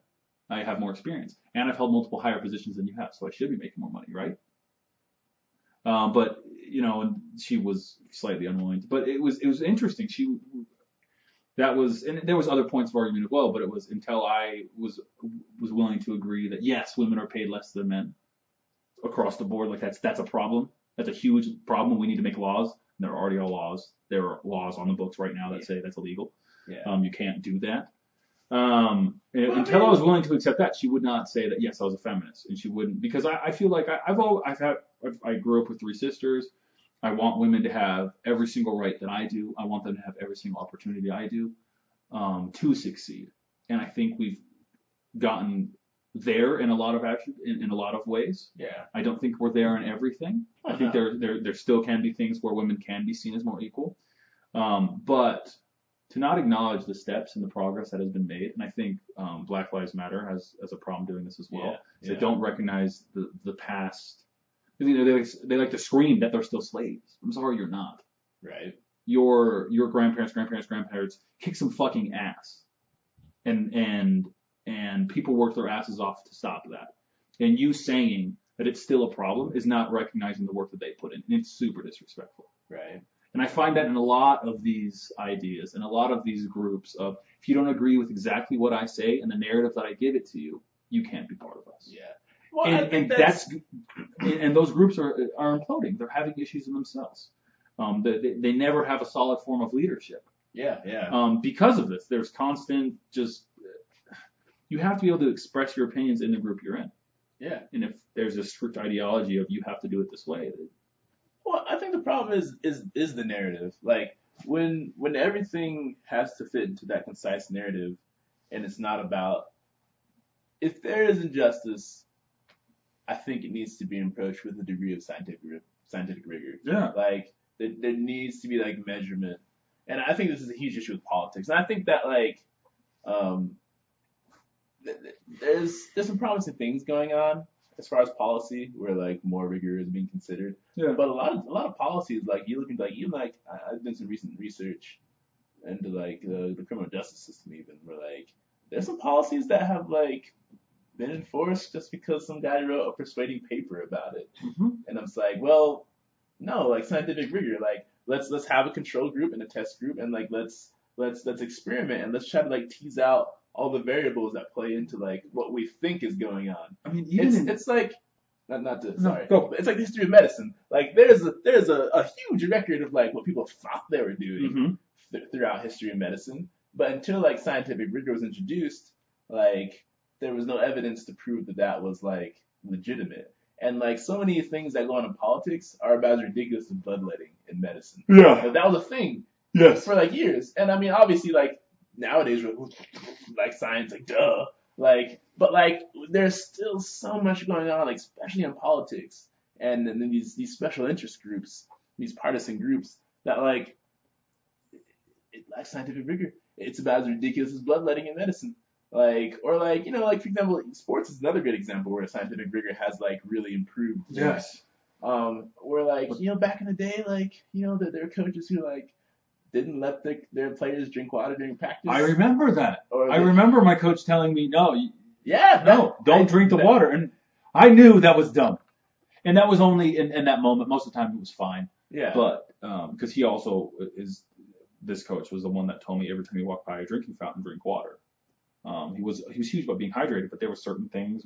No, push through it. Don't drink water. You know, it's not healthy. It's not smart. It's going to make you weaker. Yeah. Like, and so it's interesting how like I feel like so many things in like these groups and in politics are still like gut informed decisions. Yeah. Where it's like that Galen guy we were talking about. Mm-hmm. Like this works in all cases except for cases in which it was incurable. Yeah. Like, Well, there's so many good examples. There's so many examples of laws that don't make sense. yeah. I was listening today to some information on the founding fathers, and right now there's this huge push to legalize weed. And I find it super. I was listening to this podcast today, and now I might get this wrong, but one of the main crops that America had in its founding days was hemp, right? Which has a great relation to marijuana, and hemp and marijuana, they're the same, not the same thing, but there's they kind of comes from the same strain, the same plant, the same background, and they do similar things, except for hemp is not necessarily like the psychoactive side. You don't necessarily get high from smoking it, but the Constitution, some of its first drafts were on hemp paper. The Bill of Rights is written on hemp paper. All of the founding fathers had hemp farms. Their clothes were made out of hemp. Hemp is now illegal in the United States of America. Really? Yes. Not in every country, not in every state. There's lots of places where it's legal, but it's illegal in a lot of places to legalize also to make weed illegal. They made hemp illegal as well. We have a lot of proof that the founding fathers smoked weed. We have a lot of proof that, we know they were drunk the entire time they were writing that shit. The entire time. We also know that most of them like to fuck lots of women. Hey man. Hey. I can't blame the dude. Hey, can you? Like, It makes a lot of sense. But where I was getting to is, we have known for a long time that hemp is a very useful thing, and weed is not the most dangerous thing in the world. Yeah. We have alcohol that is completely legalized, that science has proven is very deadly and very harmful and creates all sorts of problems for your body. Drunk driving is a huge issue. you can be as high as you want and drive so much better than the guy who's had a drink. Like it is so ridiculous. But yet, weed's still legal most of the places, and alcohol is legal everywhere. And that to me is such a defining of like the stupidity of our government, because it's not about keeping us safe. It's about control. It's about whatever. It's about whatever, because we have this great example of, well, our founding fathers used this crop. Henry Ford made car panels with hemp that were stronger than steel. There's videos of him smacking with a hammer on a hemp panel. So you're saying if I want to make some Batman-style body armor, I should use hemp? Hemp is dope. That's what I'm saying. It literally held back technology not using that in America. It literally has hurt us not using that technology, not using hemp, not using marijuana in certain ways. You know, there's this whole CBD oil thing. You extract it. It's not the psychoactive part of marijuana, which is THC. It's the more pain-reducing, relaxing body experience side of it, and they use it and have to great success with kids who have seizures. You know, weed is great in a lot of ways for depression, for cancer, to gain your appetite back. There's so many good attributes and so many good things for it. Yet, and as you know, Mormons, we don't partake in alcohol and illegal drugs and lots of things. Now I wonder what's going to happen with that. What happens when weed is legal? Does that mean I can smoke weed and be a Mormon? It's not an illegal drug at that point. I need to find somebody to ask about that. Because I could just go to Colorado, it would be fine, right? Right. But that is probably one of the best examples for me. Is our government? It's not based in science. It's based in just money making and emotional decisions. Because Well, I mean, it's like that.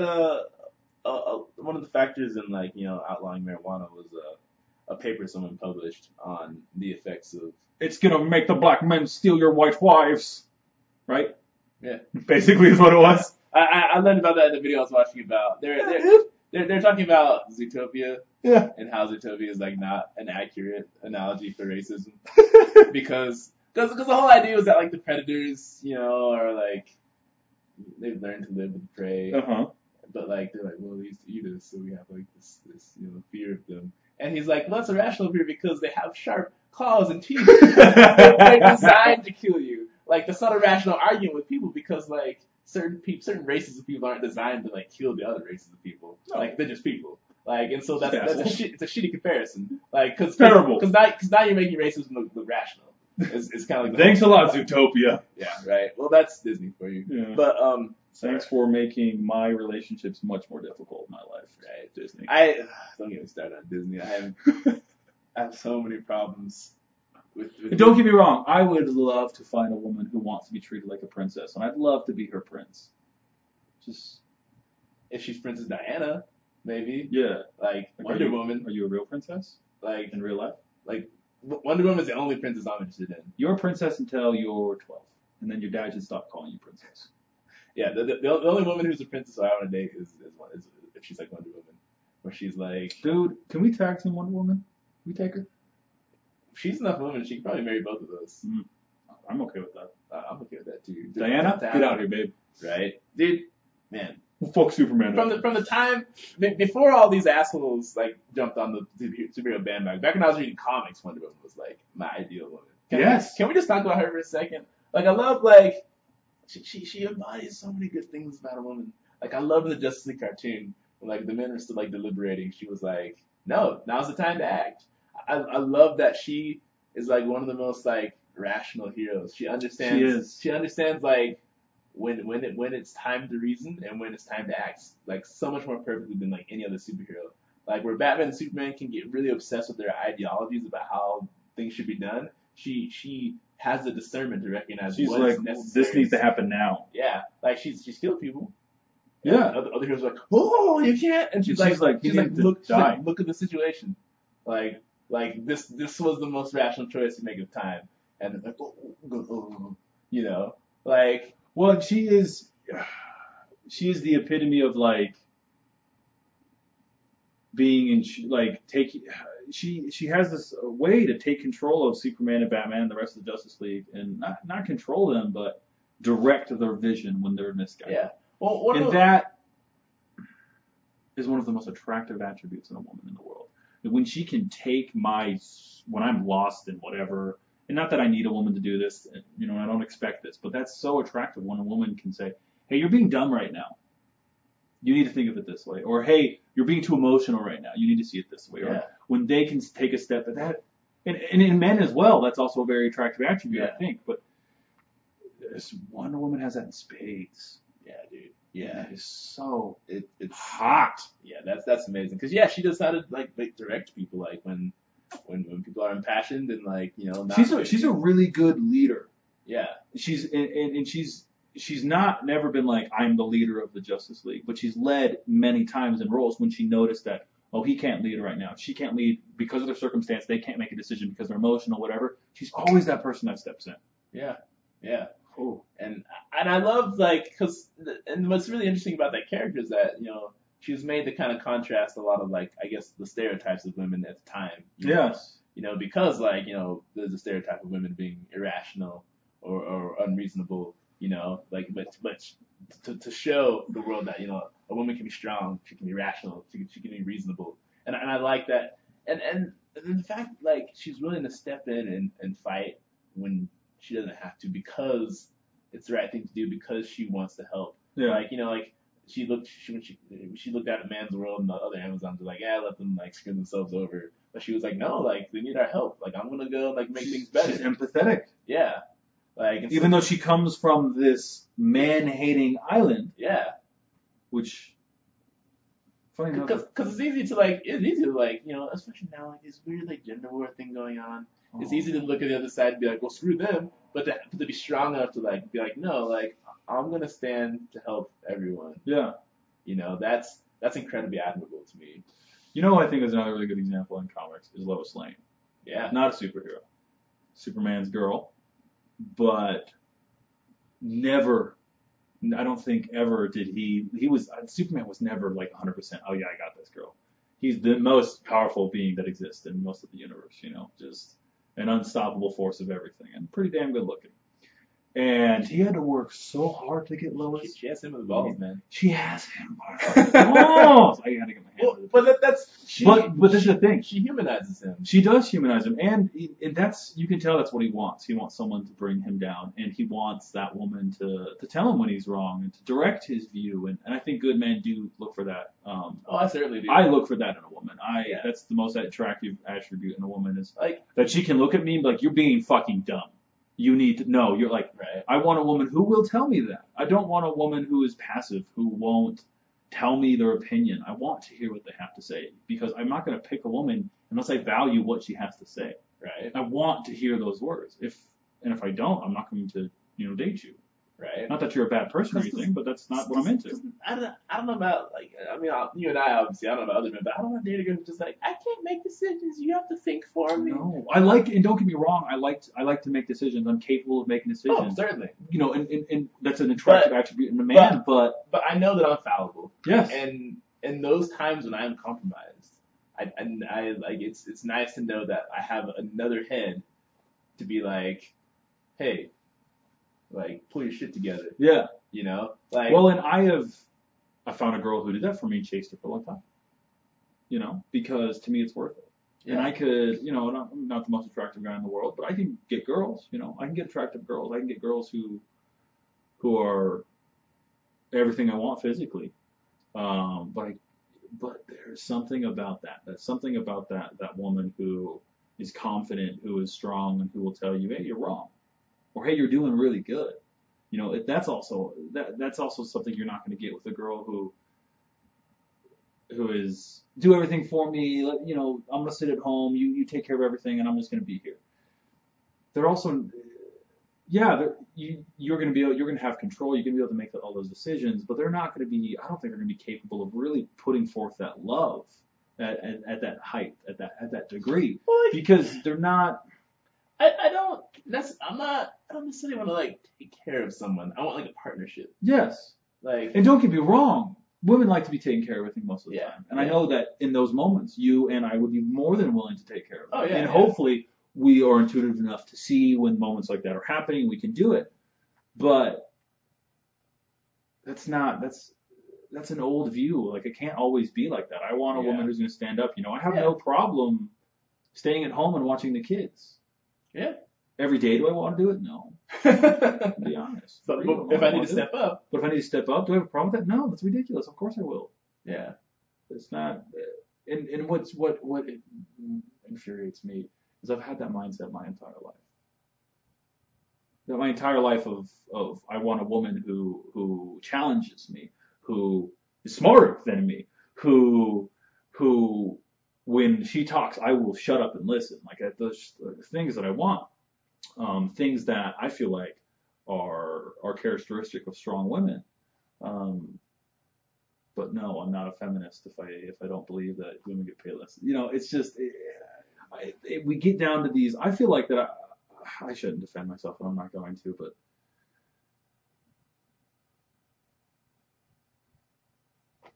that's it. I don't know. I'm gonna dig myself into a hole. Something bad's gonna happen if I continue talking. No, I mean, here's the thing, right? Like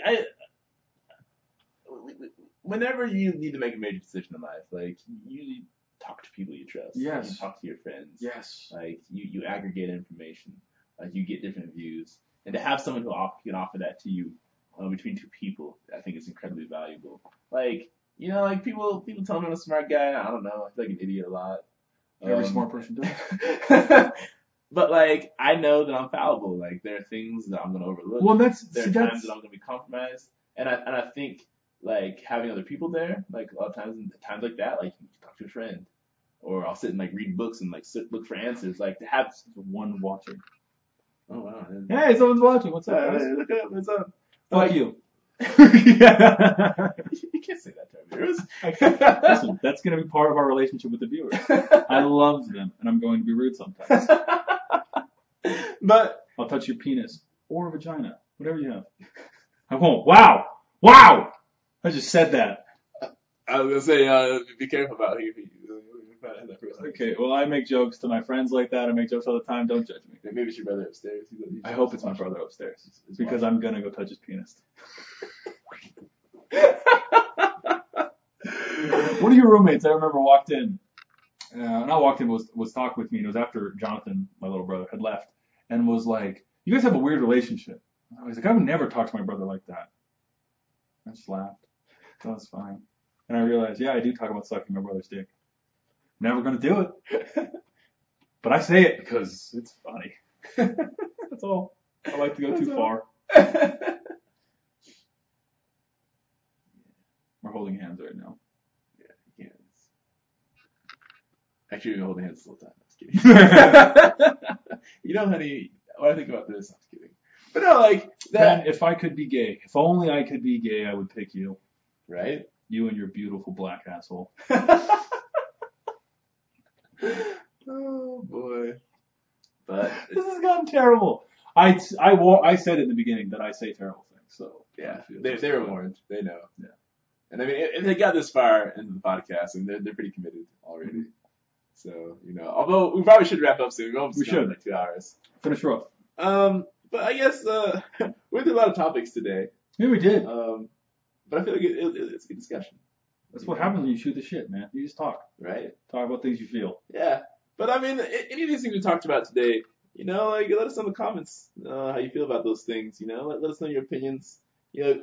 Especially like something I'm particularly interested in. I don't know about you guys, but I love to aggregate information. If you have like really good like academic articles about research or something, like post that. I was gonna say like, we need to do, and that's something we'll start doing, or we should, I think, start doing, is just when we talk about things, let's put a link down in the description below or something saying this is where we got that article. That yeah, just there's more research. Yeah. A lot of channels do that, but I find it useful myself when I go on a YouTube channel. I find that I can go and research and it makes you trust people a little bit more. Not that you should trust anything I say. It's all bullshit. I mean, this is a caveat for everything you say. Our boldest claims are our latest theories. Yes. Boldest claims are latest theories. But especially we want to like discuss comics and stuff as well a little bit more. So if you have like some suggestions, like maybe like for example like some comics that were particularly like philosophically impactful to you, like put it down in the comics. I mean the comics in the comments. Put your comics in the comments. And we'll go through and probably read some of those. Probably every single one for a while, Right. because there won't be many. Right. But one day, One day. there will be more than 12, and I won't spend enough time doing it. One day. One day. I got it. No, I'm just kidding. Yeah, dude. Good. Comment. Yeah. Comment. Like, subscribe. I subscribed. Excellent. I was our first subscriber. That's beautiful. Beautiful. It's beautiful. It is. But yeah, so it's been a chat with you guys. So, one of these days, we'll actually announce ahead of time maybe, and even get a live chat going while we're streaming. That would be a blast. Yeah. And tell me I'm a dumbass. Tell me when I'm wrong. Because we know there'll be trolls and haters. Trolls, come, please. Yes. But Wank out your... Never mind. But as we learned from 8-bit philosophy, there is the difference between a hater and a cynic. We prefer cynics over haters. I do. But we understand that we're both. So, I will